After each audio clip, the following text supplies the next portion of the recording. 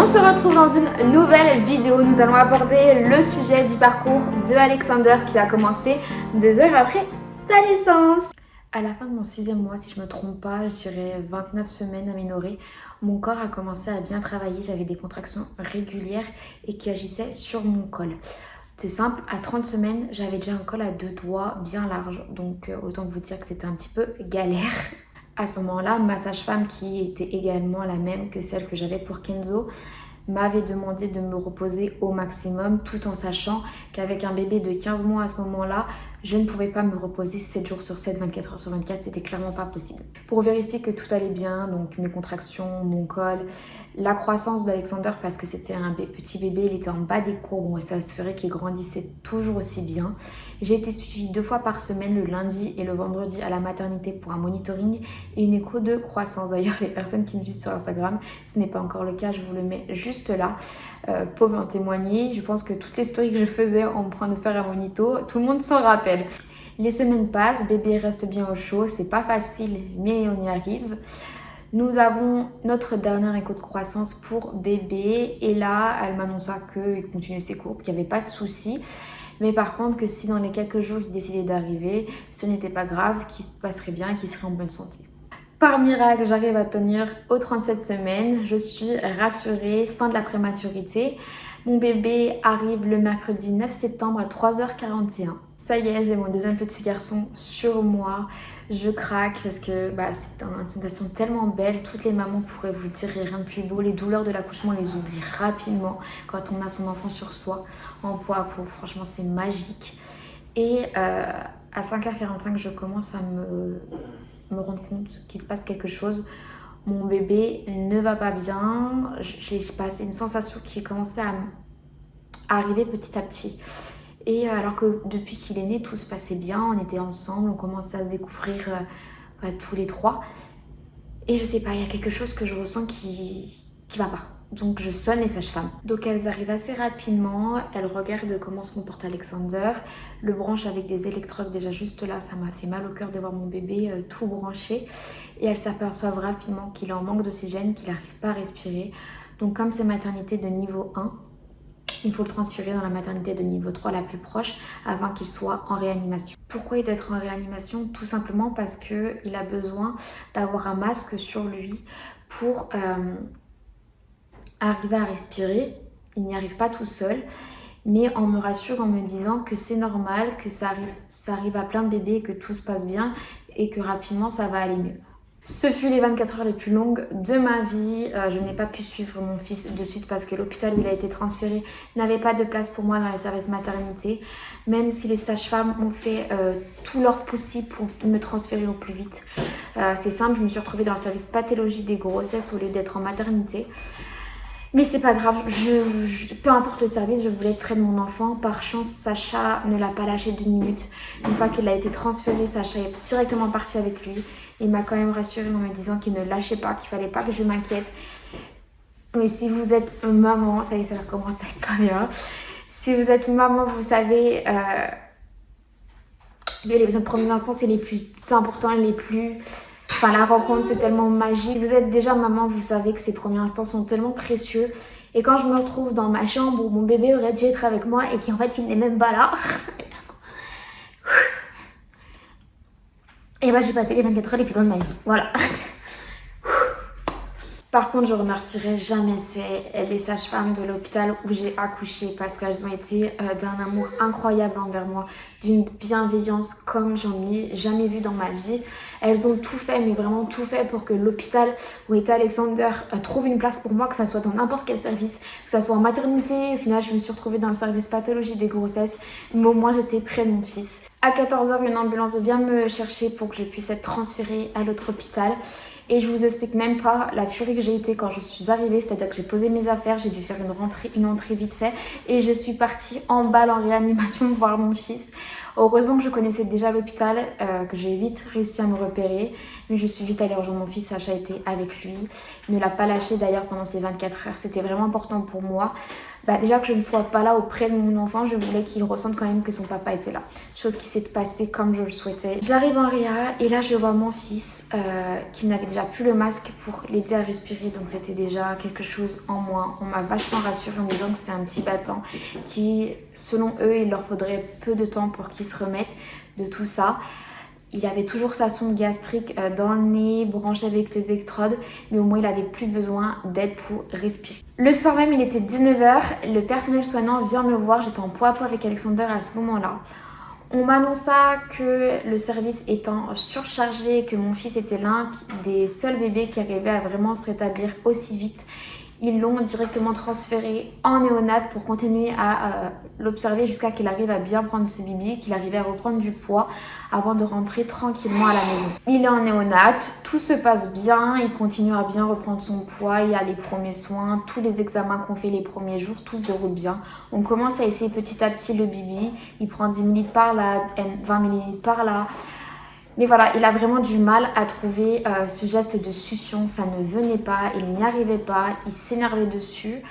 Donc forcément, pour qu'il ait quand même ses apports, on terminait par le nourrir avec la sonde gastrique. À 11 h, le chef du service vient me voir et m'annonce que le service de néonat est également surchargé. Donc il faut qu'Alexander soit transféré dans un autre hôpital qui est l'hôpital privé de la Loire de Saint-Étienne, et je vous jure que cet hôpital, si vous devez accoucher quelque part, je vous le recommande. Vraiment, c'est l'un des séjours les plus beaux que j'ai passé, malgré ce qui s'est passé. Pourquoi j'ai aimé ce séjour et cet hôpital? Tout simplement car la maternité de l'HPL de Saint-Étienne comporte des chambres qui s'appellent kangourous. Qu'est-ce que c'est?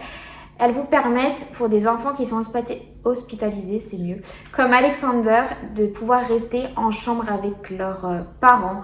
Donc je trouve ça juste top parce que tu as l'impression de vivre un séjour maternité classique, mais ton bébé n'est pas... Comment je te dis? L'impression de vivre un séjour classique sans pour autant que ton bébé soit sans surveillance. Ouais, voilà. Merci d'être là. On a l'impression de vivre un séjour classique sans pour autant que l'enfant n'ait pas de surveillance sur ce qui lui est arrivé. Il est surveillé grâce aux appareils qui sont branchés dans la chambre. Donc il est à côté de vous. Mais s'il y a le moindre souci, la néonate qui est dans le même service a tout de suite une alerte et ne manque absolument rien. Donc c'est tellement rassurant. Malgré que je me sente bien dans cet hôpital, malgré que le personnel est adorable, que je vois que mon enfant se passe bien, le mercredi 16 septembre, je fonds en larmes, je craque et va s'en suivre un petit baby blues. Il n'a pas duré longtemps, il a duré quelques jours. Mais je commençais à avoir vraiment peur qu'on sorte jamais. J'avais l'impression qu'on faisait un peu en avant pour en faire un autre derrière. J'avais le manque de Kenzo qui devenait insupportable. J'avais qu'une envie, c'est qu'on rentre, que mes enfants se rencontrent. J'avais beau également avoir tout mon entourage, mes proches, mes amis qui étaient là à me rassurer, à me réconforter, à nous soutenir, parce qu'il n'y a pas que moi, il y a aussi Sacha qui avait peur pour nous. Ça, j'arrivais pas. Pourtant, je suis quelqu'un qui est positif énormément. C'est ma force, on va dire. C'est qu'il peut m'arriver quoi que ce soit. Je vois toujours le bon côté des choses. Et là, j'arrivais pas. Je me sentais démunie. J'ai jamais été aussi bas de toute ma vie. Mais je devais garder la tête haute parce que j'avais un enfant de 15 mois qui m'attendait à la maison. Donc, il fallait que je me batte pour lui, mais également pour mon bébé qui était à côté de moi, qui était en train de dormir profondément. Mais moi, j'étais au plus mal.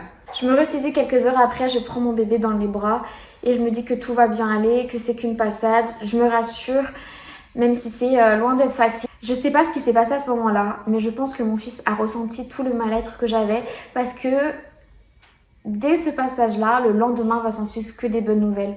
Mon fils reprend du poids, mon fils arrive à boire.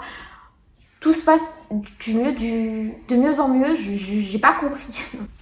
La néonate me disent que si demain il a encore une fois repris du poids, on pourra enfin partir.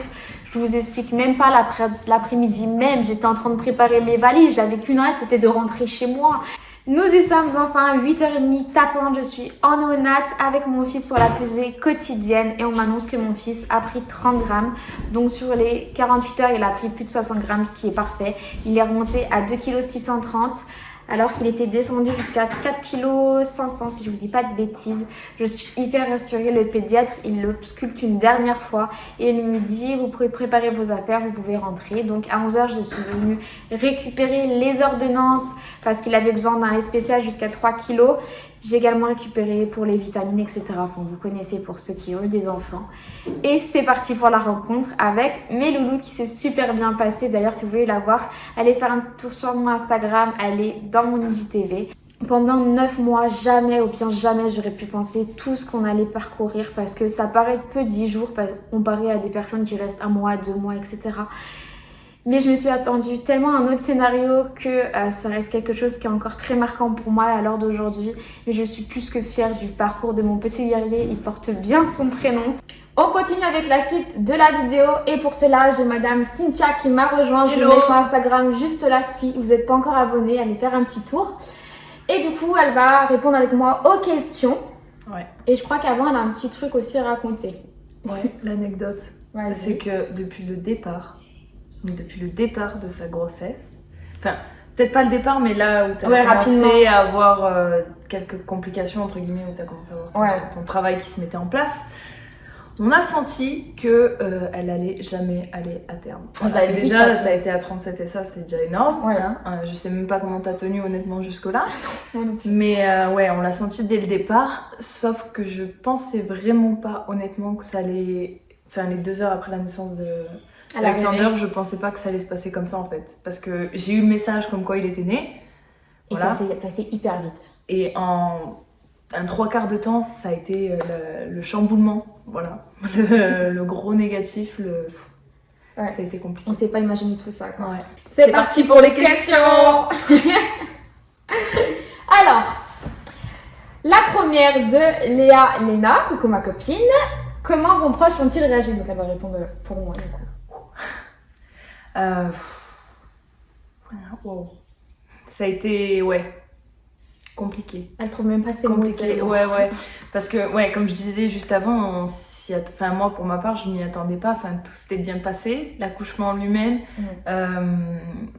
Et j'ai eu le message comme quoi il était né et peut-être en 2 heures du coup, 2 heures après, un peu moins parce que vous me l'avez annoncé, pas tout de suite au moment où il est né.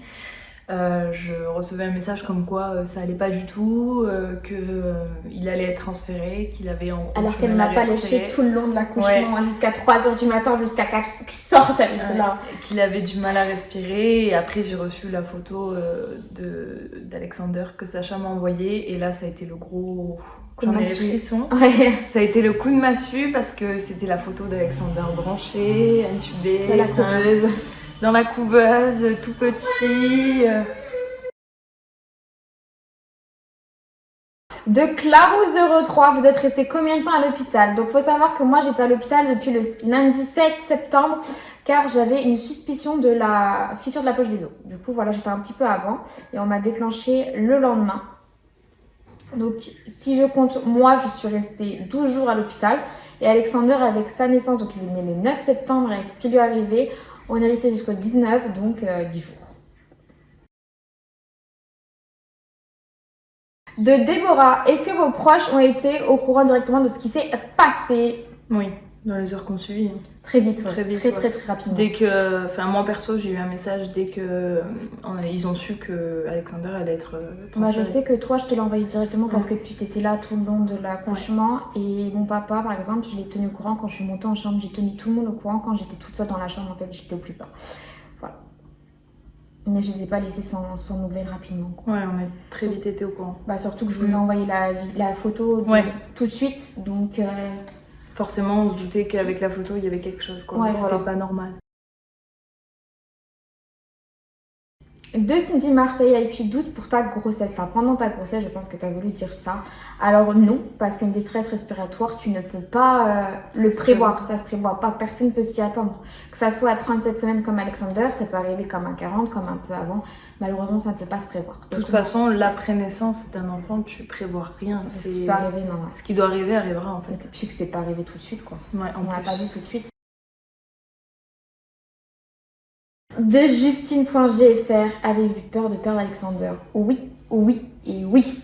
Tout le long du là, Cette sensation elle était horrible. Du moment où le pédiatre, où j'ai vu que mon enfant n'allait pas bien et que on m'a dit il y a quelque chose qui se passe pas bien, j'ai eu peur. Même je pensais pas qu'il allait aller à l'hôpital, qu'il allait faire tout ce chemin-là en fait. Je pensais dès le départ qu'il allait avoir le pire drame. J'ai vu le mal direct alors que pas du tout. De Pauline.mur, excuse-moi si ton pseudo c'est pas du tout ça, Kenzo a compris ce qui se passait pendant tous ces jours. Alors non, parce que Kenzo avait 16 mois, il était trop jeune, il était petit. Il voyait que maman n'était pas là, par contre oui, il ressentait mon absence énormément de plus en plus. Mais il n'a pas compris tout ce qui arrivait, non. Même encore à l'heure d'aujourd'hui. Ouais. Il est trop jeune pour comprendre, ça, ils nous expliqueront plus tard. C'est ça, justement. Il est bien trop jeune. J'ai eu cette question-là. De Tracy VSR, du coup Cynthia répond en quelque sorte à ce que tu nous demandes là. Cette question. C'est que on lui expliquera plus tard. Là il est encore trop petit, donc on lui dira le parcours que son frère a eu, que c'est un petit guerrier. Mais là c'est encore beaucoup trop tôt.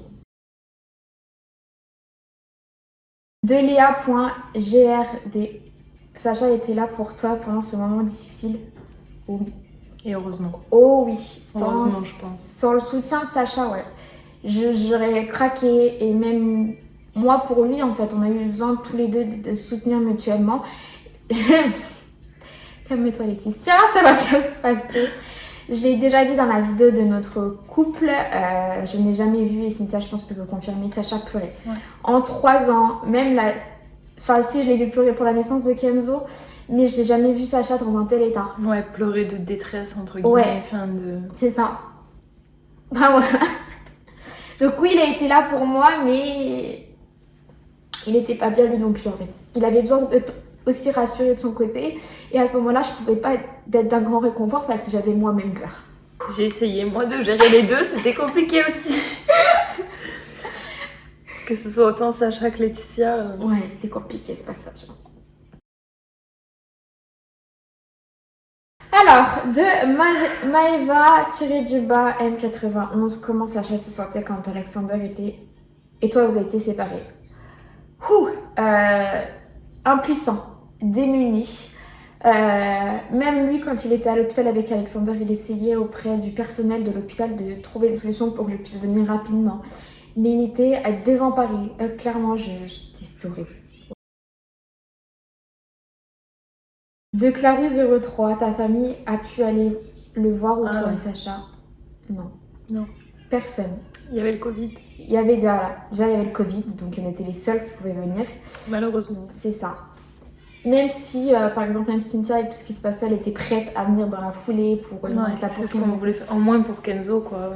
Ouais. Parce que bon, c'était pas simple. Déjà qu'il avait le manque de maman, mais en plus, il voyait pas beaucoup Sacha, du coup. Donc c'était compliqué. Donc non, ils ont vraiment découvert Alexander quand on est sorti de l'hôpital. Toujours la même personne. As-tu pris l'hélicoptère pour rejoindre Alexander? Non, on est venu me récupérer en ambulance pour aller le rejoindre. Il est parti en hélico, Alexander? Non, il est parti en ambulance aussi. De Pauline-BRND. Désolée si je me trompe vraiment dans vos pseudos, c'est pas méchant, faut m'en voir. Les difficultés d'Alexander ont-ils un impact sur sa santé aujourd'hui? Pas du tout. Alors d'aujourd'hui, c'est un garçon en pleine forme. Il a RGO, mais ça n'a rien à voir avec sa détresse respiratoire. Aujourd'hui, il n'a pas besoin de voir un médecin. Enfin, je répondrai aussi à cette question après. Mais ça n'a aucun impact à l'heure actuelle sur sa vie. Et il rattrape bien son retard, entre guillemets, son petit poids de naissance, quoi. Franchement, il s'est bien rattrapé. J01, du coup, c'est ce que je disais dans la question précédente, pas suivante. Laetitia, ne te trompe pas, c'est mieux. Est-ce qu'il a besoin d'aller à l'hôpital ou voir un docteur? A-t-il un suivi obligatoire? Le suivi obligatoire, tous les enfants l'ont pour les vaccins, pour voir la croissance. Mais par rapport à ce qui lui est arrivé, non, absolument pas. De toujours Clarus03, Sacha, venez vous voir quand? Sacha, venez nous voir de midi à 17h. Je voulais qu'il reste quand même toutes les matinées avec Kenzo et qu'il rentre rapidement le soir pour pouvoir être avec Kenzo. Parce que je sais pas si vous vous mettez dans la tête d'un enfant de 16 mois à ce moment-là qui ne voit pas sa maman alors que j'étais tout le temps avec lui. Il fallait au moins qu'il sache ça. Et puis moi je l'appelais en FaceTime tous les jours. Il fallait que je voie mon fils. Il voyait son frère également par FaceTime. Voilà, merci. Heureusement que t'es là. Mais voilà, je voulais pas que Sacha soit pas beaucoup présent pour Kenzo alors que moi j'étais déjà pas là. De Hello ici maman, pourquoi a-t-il été en réanimation? Car il n'avait pas à respirer tout seul, il avait besoin d'un masque pour s'oxygéner. Il était en détresse respiratoire, tout simplement. Encore plus long le pseudo la prochaine fois. R-7070. Quelle a été votre première réaction dès que vous avez su qu'il avait des soucis? Je me suis écroulée. Voilà, c'était le néant. Et lui, pareil pour Sacha. On s'est senti tellement impuissant, on pouvait rien faire. Tu m'excuseras hein, pour ton pseudo, j'arrive pas. Hein. Psychologiquement, tu t'es remis du parcours d'Alexander? Non, c'est encore beaucoup trop frais. Ça se voit dans la vidéo, je pense que à chaque fois que j'en parle, j'ai les larmes qui montent. Donc non, je m'en suis clairement pas remis encore. Faut du temps hein, sur ce genre de choses. Ouais, ça peut pas passer. Ouais, ça fait que passe 5 pas mois. du jour au lendemain. On m'a enlevé les premiers instants les plus importants de la vie de mon fils en fait. De Anaïs Story de Delzer, comment Kenzo a vécu ton arrivée avec son petit frère? Et bien je pense que l'IGTV sur la rencontre parle de lui-même. Il était tout timide, tout sourire. Et il avait juste une hâte, c'était de nous voir. Voilà. Donc, plus belle rencontre, je ne pouvais pas rêver mieux. Pour cette fin de vidéo, on voulait absolument vous faire passer un petit message à vous, futures mamans qui regardez cette vidéo. On était les premières à dire à 37 semaines, tu peux sortir mon fils, c'est le moment, on t'attend. Non, s'il vous plaît. Arrêtez de forcer à essayer de faire le ménage, à faire les vitres, à faire du ballon, à faire, je sais pas, à monter des escaliers pour essayer de le faire sortir en fait. Si le bébé ne veut pas sortir, gardez-le au chaud le plus possible. Bébé il reste dedans tant qu'il en a besoin. Ouais, en fait, c'est hyper important. N'oubliez faut pas forcer la nature. Faut pas oublier qu'une grossesse c'est 41 semaines et pas 37. Et oh mais toi tais-toi aussi. Après voilà, chacun est libre de faire ce que bon lui semble, c'est votre grossesse. C'était juste un petit message qui me tenait à cœur de vous dire avec ce que j'ai vécu et ce qu'elle a pu voir de la situation. Et faut pas croire que ça a touché que nous en fait, ça a touché tout notre entourage et elle est bien placée pour vous en parler aujourd'hui. C'est clair. Voilà, sur ce j'espère que cette vidéo vous aura plu. N'hésitez pas à lâcher un petit like, ça fait toujours plaisir. À commenter, je prends un plaisir à vous répondre et à vous abonner si ce n'est pas encore le cas. On vous fait des bisous. Bye bye.